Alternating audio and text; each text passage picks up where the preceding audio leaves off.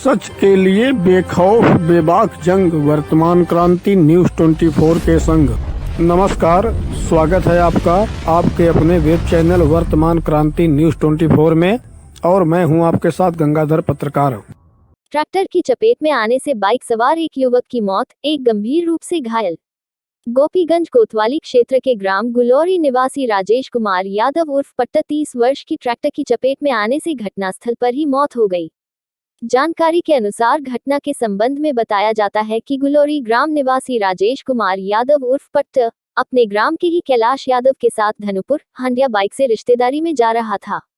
जैसे ही हंडिया थाना क्षेत्र के इमामगंज चौकी अंतर्गत प्रभुपुर शुकुलपुर गांव के पास पहुंचा, सामने से आ रही एक अन्य तेज रफ्तार बाइक से टक्कर हो गई, जिससे वह सड़क पर गिर गया और पीछे से आ रही तेज रफ्तार अनियंत्रित ट्रैक्टर की चपेट में आने से घटनास्थल पर ही उसकी दर्दनाक मौत हो गई, जबकि उसका साथी कैलाश नाथ यादव पुत्र विरासत यादव गंभीर रूप से घायल हो गया, जिसे हंडिया थाना क्षेत्र के ऊपरदहा स्थित सरकारी अस्पताल में भर्ती कराया गया। मौके पर पहुंची पुलिस ने शव को कब्जे में लेकर पोस्टमार्टम के लिए भेज दिया। घटना की सूचना जैसे ही घर पर मिली, वहां कोहराम मच गया। बताते चले कि मृतक 3 भाइयों में सबसे छोटा था। उसकी शादी हो चुकी थी, जिससे 2 लड़के और 1 लड़की हैं। मृतक लॉकडाउन के दौरान मुंबई से घर आया था। इस घटना से परिजनों में कोहराम मचा हुआ है।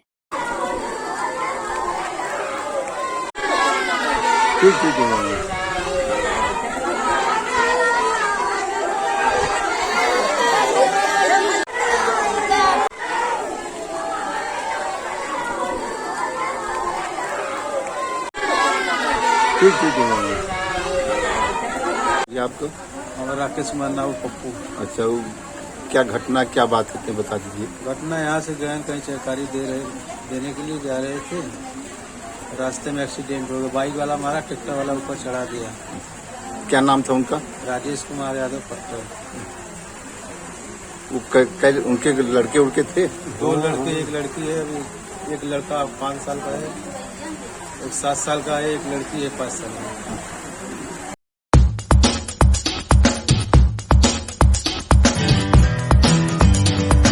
आगामी 12 सितंबर दिन रविवार को अग्रही समाज की राष्ट्रीय कार्यकारिणी के होने वाले चुनाव के संदर्भ में आज गोपीगंज के युवा अग्रही समाज के जिला अध्यक्ष संतोष अग्रही व गोपीगंज नगर अध्यक्ष शिव अग्रही के नेतृत्व में युवा टीम के संरक्षक मिथिलेश चंद्र अग्रही के राजमार्ग गेराई स्थित पेट्रोल पंप पर एक बैठक आहूत की गई, जिसमें आगामी होने वाले चुनाव पर चर्चा हुई। लोगों ने अपने सुझाव का आदान प्रदान किया।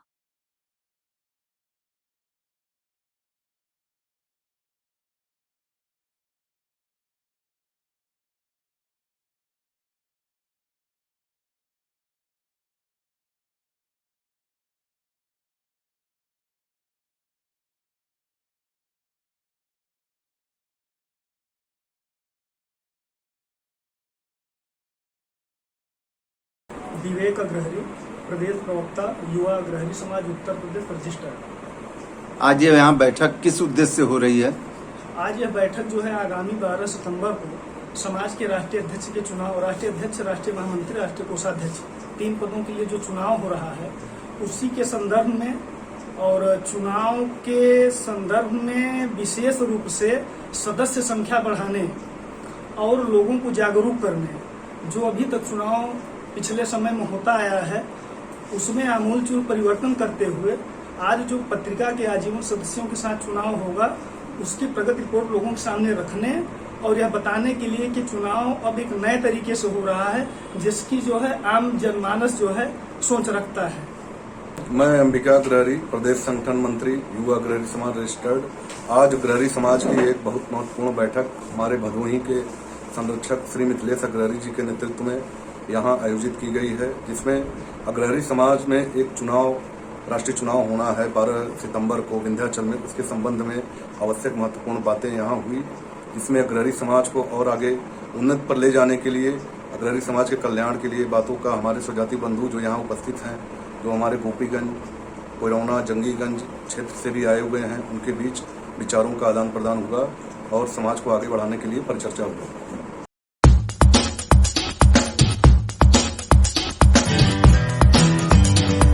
जिले में भू माफियाओं की मनमानी सर चढ़कर बोल रही है। जहां पर यह दबंग भूमाफिया अपनी मनमानी करते हुए भूमिधरी की जमीन पर कब्जा करते हुए नजर आ रहे हैं। लेकिन पीड़ितों को सुनने वाला कोई नहीं है। जब पीड़ितों द्वारा सदर कोतवाली पुलिस को सूचना दी गई तो पुलिस द्वारा दबंग भू माफियाओं के ऊपर कोई कार्यवाही नहीं की गई। यह दबंग भू माफिया दबंगई का ध्वंस दिखाकर अपनी मनमानी करते हुए प्रार्थी की भूमि पर अवैध रूप से कब्जा कर निर्माण करवा रहे हैं। इसी तरह का एक मामला सामने आया है। आइए देखते हैं पूरी खबर। क्या नाम है आपका? हमारा सुशील मिश्र नाम है। कहाँ के रहने वाले हैं? बनमालीपुर गाँव की तहसील औराई पड़ता है, थाना भी औराई है, ब्लॉक भी औराई है। क्या मामला है ये पूरा? मामला ये है, भूमि हमारा है, भूमधरी है, उसमें जबरी कोर्ट का आदेश हुआ है, कोर्ट का, और जबरी वही बना रहे हैं घर, हरिजन लोग हैं। और SDM के यहाँ भी गए हैं लेकिन कोनो कार्रवाई नहीं है।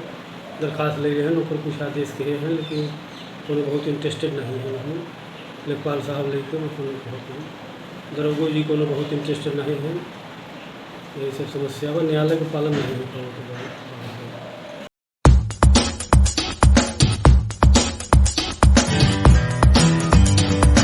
खबर है दुर्गागंज थाना क्षेत्र अंतर्गत ग्राम सभा छेड़ियापुर रामनगर से, जहां शनिवार 28 अगस्त को भैंस चराने के लिए घर से निकले एक वृद्ध शाम तक घर नहीं पहुंचे तो परिजनों में अफरा तफरी मच गई। परिजन खोजबीन करते जब वरुणा नदी के किनारे पहुंचे तो वृद्ध की चप्पल और छाता मिला, जो नदी किनारे पड़ा हुआ था। सूचना पाकर मौके पर पहुंची पुलिस ने मुआयना किया, लेकिन उनका कोई पता नहीं चल सका।